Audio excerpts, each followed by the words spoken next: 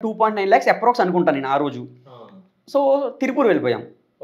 మాకు తెలీదు ఎక్కడ కొనాలి క్లాత్స్, ఎక్కడ ఏది బాగుంటుంది, ఎవడని నమ్మాలి ఎవడని నమ్మాలి. 2,90,000 పెట్టుకుని వెళ్ళారు.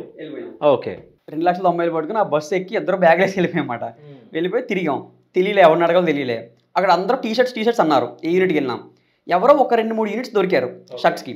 మాట్లాడాం, చూసాం, ఫ్యాబ్రిక్ అంతా చూసాం, బాగుంది అనిపించింది. మాకు తెలియదు కదా, లైక్ మాకు ఐడియా ఉంది, లైక్ పట్టుకుంటే బాగుందో లేదా ఐడియా ఉంది తప్ప అది స్ట్రింక్ అయిపోద్దా, స్టిచ్చింగ్ బాగా చేస్తారా లేదా అది మన కలర్ ఫేట్ అయితే లేదా అంత నాలెడ్జ్ లేదు. ఒక కస్టమర్కి ఏ నాలెడ్జ్ ఉంటుంది, పట్టుకున్నప్పుడు బాగుంది, ఒక బాగుంది కొనుక్కోవచ్చు అంత తప్ప ఒక బ్రాండ్ పెట్టాలన్నంత నాలెడ్జ్ మాకు లేదు అప్పుడు. ఓకే. చూసాం ఫ్యాబ్రిక్ బాగుంది, వాడికి అడ్వాన్స్ పే చేసాం, వచ్చేసాం ఇక్కడికి. వచ్చిన తర్వాత వాళ్ళు కొన్ని రోజులకి అరౌండ్ ఒక 2 weeks 2-3 weeks టైంలో అప్రాక్స్గా కాల్ చేశారు. స్టాక్ రెడీ, ఫొటోస్ పెట్టారు, మీరు రిమైనింగ్ పేమెంట్ కొడితే మీకు ట్రాన్స్పోర్ట్ వేసి పంపించేస్తాం అన్నారు. ఓకే. సరే, ఫుల్ హ్యాపీ. మొత్తం మన స్టాక్ వస్తుంది, ఇంకా చెలరైపోవచ్చు ఇంకా అన్నట్టుగా ఇక్కడ ఒక ఫ్లాట్ తీసేసుకున్నాం ఇక్కడ. ఓకే. అప్పుడు దాకా పీజీలు ఉండేవాళ్ళం, ఓన్ ఫ్లాట్ తీసాం అప్పుడు ఆ స్టాక్ పెట్టుకోవడానికి కానీ. ఓకే. ఓన్ ఫ్లాట్ తీసాం, రెంట్ కట్టేసాం, అడ్వాన్స్ కట్టేసాం, అంతా అయిపోయింది. పెట్టిన తర్వాత స్టాక్ వచ్చిందన్న, చూసాం పైన ఒక 10-15 షర్ట్లు బాగున్నట్టు అనిపించింది.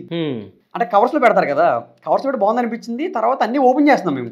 ఓపెన్ చేస్తుంటే కొన్నిట్లు బటన్స్ ఊడిపోయి ఉన్నాయి. ఓపెన్ చేస్తుంటే షర్ట్ వేసుకుందాం అని బటన్ పెట్టుకుంటుంటే బటన్ చేతిలోకి వస్తుంది అన్న. బటన్ చేతిలోకి వస్తుంది. ఒకసారి నేనేమన్నానంటే ఒకటే కదా ఉంటుంది, రిమైనింగ్ చూద్దాంలే, ఒకటి చిన్న ఉంటుందిలే అనుకున్నా.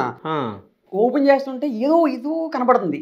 ఒక దానికేమో డ్యామేజ్ అయిన పీస్ అని ఒకటి, లైక్ ఇక్కడ ఈ సైడ్ ఇక్కడ స్టిచ్ ఊడిపోవడం ఒకటి, బటన్స్ ఊడిపోవడం ఒకటి. అంటే మీరు ఎవరి దగ్గర కొన్నారు అవి? అదే అన్న, అదే తెలియక, ఓకే, దగ్గర కొంటే కరెక్ట్ ఉంటుందో తెలియక ఆ మూమెంట్ లో ఒకసారి దెబ్బ అయిపోయినా సరే మళ్ళీ రెండోసారి మళ్ళీ అడిగేసాం ఆ వీలోనే. కన్ఫ్యూజన్ యూనిటీ వెళ్ళాం, మాట్లాడాం, వాటి గురించి ఎంక్వైరీ లేదు, డీటెయిల్స్ లేదు. అదే పెద్ద తప్పు అన్న. బ్యాక్గ్రౌండ్ రీసెర్చ్ కానీ కాదు, ఎక్స్చేంజ్ ఉంటుంది అనుకుంటా కదా. ఉండదన్న. ఓకే. ఎలా ఉంటదంటే వాళ్ళకి మనకి ర్యాపో ఉంటే ఉంటుంది, వాడు తమిళోడు మనం తెలుగు. ఓకే.